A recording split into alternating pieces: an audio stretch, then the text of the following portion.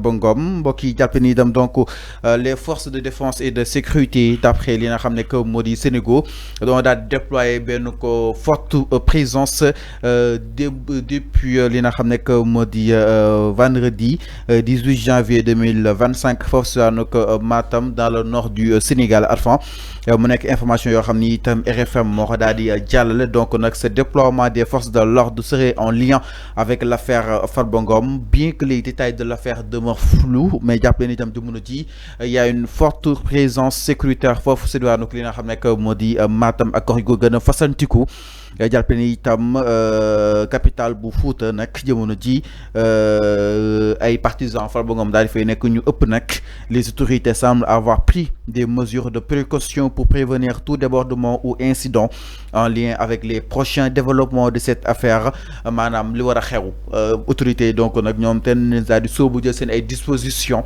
foofu si daanaka li nga xam ne que moo di capitale bu Fouta foofu si daanaka li nga xam ne que moo di Matam donc jàpp ni itam fu mu toll nii dispositif sécuritaire bi yokku nañ ko fa aussi il y a la présence forte li nga xam ne que moo di des gendarmes enfin naka daal di jàppee li nga xam ne que moo di cette forte dispositif bi nga xam ni itam le ministre Jean-Baptiste Tine jël na ko foofu si daanaka li nga xam ne que moo di Matam selon la radio Futur Média ainsi pour justement renforcer la sécurité au-delà su amaatee ay rebondissements autour de l'affaire Farba Ngom parce que déjà gars yi ñu ngi koy commencé di ethniciser concrètement. Oui yéen a ne l'affaire Farba Ngom moo tax ñu déployer ay forces de l'ordre mais les forces de l'ordre au Sénégal ils n'ont pas un sens interdit les forces de l'ordre que ça soit les policiers que ça soit les gendarmes ils n'ont pas un sens interdit fu leen neex ci Sénégal mën nañ faa dem. Pour le cas du maintien de l'ordre xam nga maintien de l'ordre dañu ne maintien de l'ordre Dakar kese ngay def maintien de l'ordre wala Thiès kese ngay def maintien de l'ordre donc les agents de la sécurité étatique fu leen neex ci Sénégal mën nañu faa dem di def maintien de l'ordre donc man jàppuma ni que l'affaire Farba parce que c'est pas une affaire Farba n'est pas le seul cité dans un rapport donc il faut que les gens ñu am un sens de retenue il faut que ñi ñi am sens de retenue parce que Farba il n'est pas un intouchable il n'est pas aussi le seul cité dans un rapport chaque jour on voit des rapports yoo xamante ne qui épingle ay rapports qui épinglent de beaucoup de gens maintenant pourquoi on dit Farba ñi bëgg a woote ay ethnicisme way Fuuta jógu leen way Fuladu jógu leen way jógu leen pour lan nañu jóg pour lan Farba Ngom c'est un citoyen sénégalais comme tous les citoyens sénégalais qui ont été épinglés dans des rapports man mii tey suñ ma épinglé ci rapport damay dem wuy ji est-ce que dafa jar ne waa Thiès jógu leen parce que Arfan Thiès la dëkk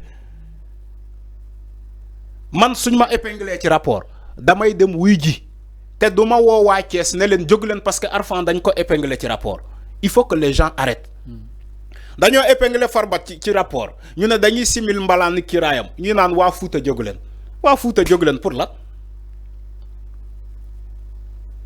waa Fuuta jógu leen pour lan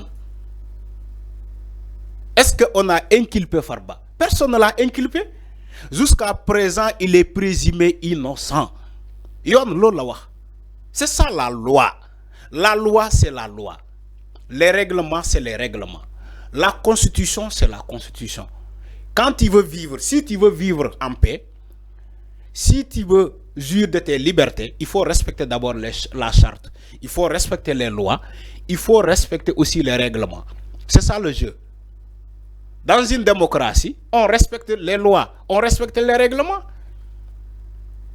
une affaire de deniers publics c'est pour le peuple c'est pas pour une seule personne benn nit su ko jëlee jaawale poosam ak poos askan wi mooy maanaam dañ lay topp pour yow li nga jël nga delloo si ko ci askan wi c'est ça la réalité.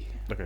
On dit pas ni Farba si moom moo def wala sàcc na wala sàccul on a dit que Farba war nañu ko auditionner Farba war nañu ko lever son immunité parlementaire pour jàppale ko mu dem wuy ji yoon parce que lever immunité parlementaire Farba Ngom moom la ñuy jàppale en premier parce que waa Fuuta mënuñu ko setal waa Dakar mënuñu ko setal waa Thiès mënuñu ko setal xam nga kan moo mën a setal Farba c'est la justice justice kese moo mën a setal nit. Donc député yi simi malaanul kiiraay Farba Ngom dañ ko bëgg a jàppale pour mu setal boppam mu dem ci justice setal boppam comme moom ni mu ko waxee nee na moom set na Farba nee na moom set na donc nañ ko jàppale mu dem setal boppam su ko yoon setalee mu delluwaat ci kii bi ci assemblée nationale bi maintenant su ko yoon setalul kenn mënu ci dara. C'est la loi. Dama ne procureur financier dafa ne ils ont reçu 87 dossiers. 87 dossiers. Je dis bien 87 dossiers. Donc le dossier de Farba Ngom c'est pas un dossier exceptionnel. Comme le veulent les autres. Il veut prendre le dossier de Farba Ngom comme étant un dossier exceptionnel. Il n'y a aucun dossier exceptionnel au niveau de la justice. Tous les dossiers qui se trouvent aujourd'hui au niveau de la justice, ce sont des dossiers. La justice mouni def ligéyam. Donc pourquoi nous voulons exceptionnaliser le dossier de Farba Ngom? C'est ce que je n'ai pas compris dans ce pays.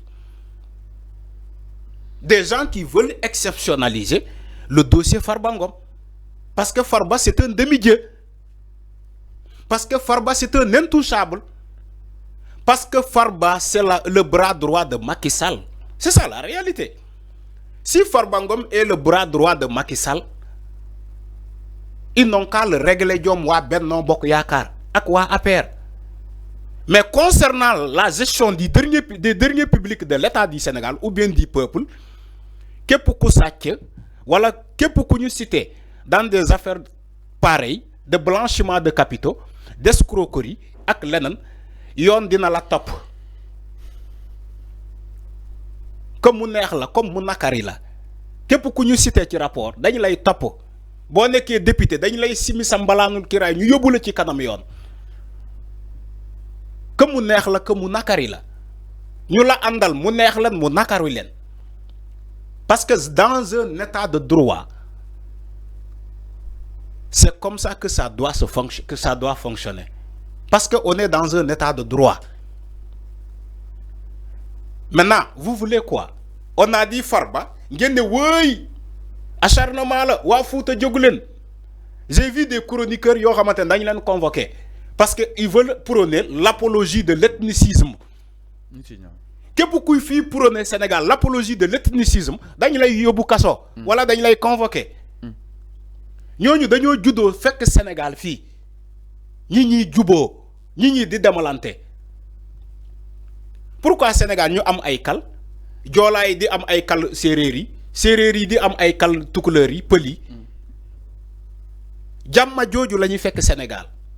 Mais comment des gens veulent venir aujourd'hui di prôner l'ethnicisme? Di naan woy Foutanké, woy wa Fouta, woy wa Fuladu, woy wa quoi? C'est quoi ce problème-là? Parce que simple convocation pour Farba Ngom. Il faut arrêter. Il faut arrêter. Le Sénégal là n'appartient pas à un seul ethnie. Le Sénégal c'est pour tous les Sénégalais. Que fit prôner l'apologie de l'ethnicisme, dañ lay convoquer. Comme on les a convoqués. Alors, enfin, donc, d'accord, le fait que Djemono Dji a déployé exactement les forces de l'ordre et de sécurité. Les forces de l'ordre n'ont pas un sens interdit. Fépp fu ñu wara dem ci maintien de l'ordre fii ci Sénégal. Dinañ fa dem. Amul Fouta, amul fenen. Donc, ñi taxaw di naan woy ils ont déployé des forces de l'ordre à Matam. Man gisuma len. Je ne vois même pas ces forces de l'ordre là. Alors, force de l'ordre, amuñu ben sens interdit ci maintien de l'ordre. Faut ngeen xam lolu. Il faut ngeen xam lolu. Alors, non exactement. Donc, les forces de l'ordre de défense et de sécurité ont déployé une forte présence vendredi 18 janvier 2025 depuis vendredi madame dans le nord du Sénégal. Selon les informations de RFM citées par IGFM, ce déploiement des forces de l'ordre serait en lien avec l'affaire qui n'a jamais dit Farba Ngom exactement. Alors, nous avons si l'ENN du côté exactement de la régie de cette bataille qui n'a jamais dit Farba Ngom. Alors, enfin, si les convocations, il n'a jamais dit bataille, nous commençons à dire exactement. Tout d'abord,